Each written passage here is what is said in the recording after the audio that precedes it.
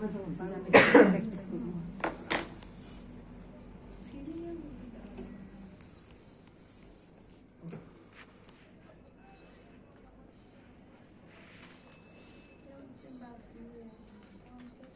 পেস্টে এই যে cream apply করার পরে ফ্রিজে কতক্ষণ রাখতে হবে?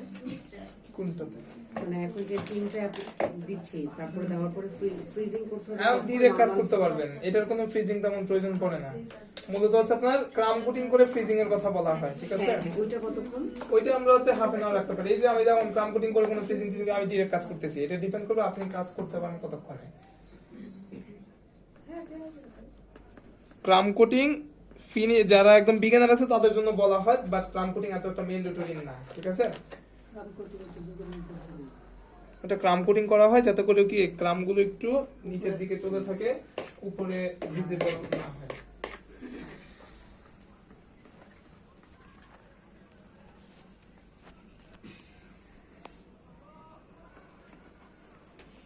জেল দেয় কাজ শিখেন না স্যার?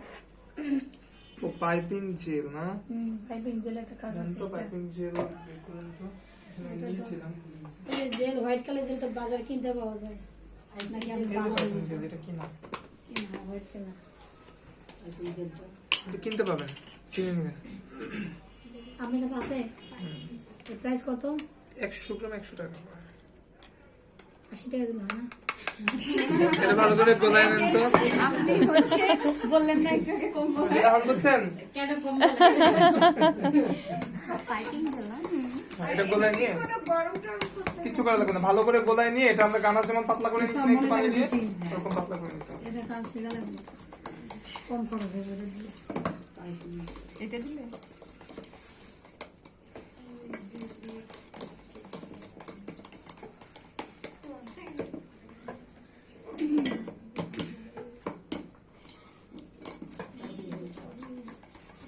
এই যে আমরা কাজ শিখতে ভাই আপনি অফার দেন না? অফার দেন কিসের উপর? এই যে জিনিসপত্রের উপর অফার দেন। এই কোর্সটা করে একটা নাকি সেক্ষেত্রে ফাউন্ডেশন জানা আমাদের তো আরো অনেক কোর্স আছে, সো ওই কোর্সগুলোতে জয়েন করে। আমাদের মিষ্টির একটা কোর্স যাচ্ছে, বিরিয়ানির একটা কোর্স যাচ্ছে, সো জয়েন করতে পারেন। ভাইয়া শেখাচ্ছেন ব্লুবেরি কালার না ব্লু কালার নাকি লাইট বেগুনি? বেকারি করব ব্লু কালার বেগুনি ওখানে শুধু বিরিয়ানি না মূলত হচ্ছে বিয়ে বাড়ির রান্না। 18 থেকে 19 রকমের আইটেম পাবেন এর মধ্যে। 19 রকমের আইটেম বিরিয়ানি থেকে শুরু করে আপনার বোরহানি থেকে শুরু করে সবকিছু মোটামুটি আছে, কাচ্চিও আছে, কালাবোনা লালবোনা সবই আছে। মানে এই যে গলায় নিব ভাই একসাথে এত আইটেম না শিখে কয়েকটা আইটেম শিখে ভালো হয় না। এই যে আপনারা ভর্তি হইতে আইসা মানে এই টাকাতে এত অল্প আইটেম, এগুলো তো আমরা বাসায় করতে পারি, এগুলো তো ইউটিউব দেখেই করা যায়। বলি বুঝছেন, এগুলো তো ইউটিউব দেখে, এখন তো এগুলো তো আমরা এমনিই পারি, এগুলো তো ইউটিউব দেখে আমরা এমনিই করতে পারি। এগুলো কি শেখা লাগে? এখন আপনারা বলেন শেখা লাগে কিনা?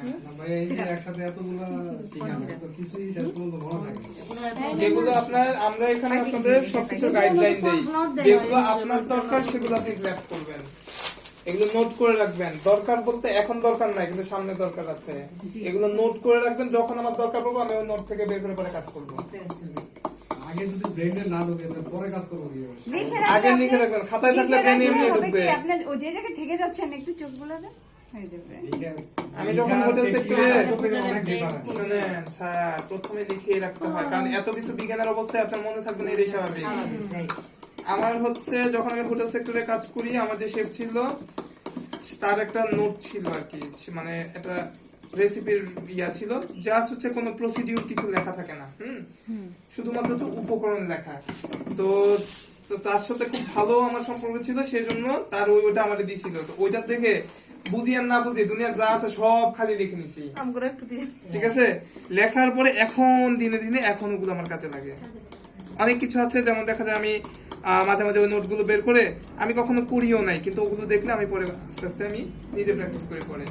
এই জিনিসগুলো আপনার তো সুযোগ সবসময় আসে না।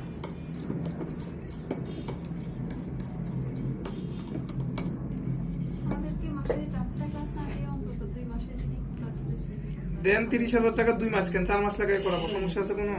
বলেন। এই তো বললাম 3 মাসের কোর্স আছে না, 3 মাসের কোর্সে আসেন, সেক্ষেত্রে তো আবার অন্য সমস্যা, বুঝেন নাই ব্যাপারটা, সব দিকে বিবেচনা করতে হয়। মডিউল ছিল আমাদের আরো শর্ট, সেক্ষেত্রে এখন স্টুডেন্টের এই কয়টা জিনিস এগুলো তো এমনি পারা যায়, দিলাম মডিউল বাড়িয়ে আর কি করবো বলেন।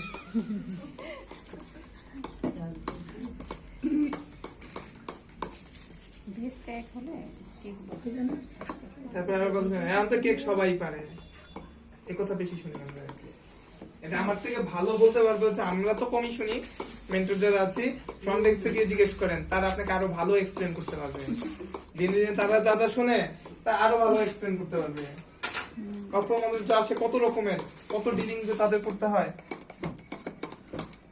হয়ে গেছে না ভাইয়া এটা? হ্যাঁ, এটা হচ্ছে পানি দিয়ে যায় গানার মধ্যে এটা তো পাতলা করে ফিনিশিং নেন। আচ্ছা দিলাম ভাই, এরকম এটা থাকবে এক সাইড নাকি? কিন্তু আপ, এক সাইড ডাউন, ফর কারণ এটা হচ্ছে আমি এভাবেই রেখেছি। এটাকে হচ্ছে আপনার সাইডটা আমি ফিনিশিং দিব না, সাইড এরকম উঁচাই থাকবে। এটাকে একটু কিচেনে বসে আসেন, পানিটা চুলায় একটু গরম হলে আমার একটু এনে দিন, কারণ গানা শেষে জমে গেছে। একটু পানি দিতে হবে। রাখার কোনো কারণ থাকে না, রাখার কোনো কারণ বলতে, মানে এক সাইড ডাউন, এক সাইড আপ। না এটা ফিনিশিং এ দিয়েছি এভাবে আর কি, এটা আমি স্মুথ ফিনিশিং দিইনি তো। এরপর গাছ দেবেন নাকি? গানাসকে এটার উপরে, গানাসকে এটার উপর সেট করে দেবে, যেটা প্লেন আছে সেটার উপরে গানাস দেবে, এটার উপর ফ্লাওয়ার। মার্বেল কেক আমরা শিখবো না ভাইয়া, মার্বেল মার্বেল শিখাইনি। গত ক্লাসে করা হলো না? কত ক্লাস? করা হয়েছে কাপ মার্বেল আর হচ্ছে পাউন্ড।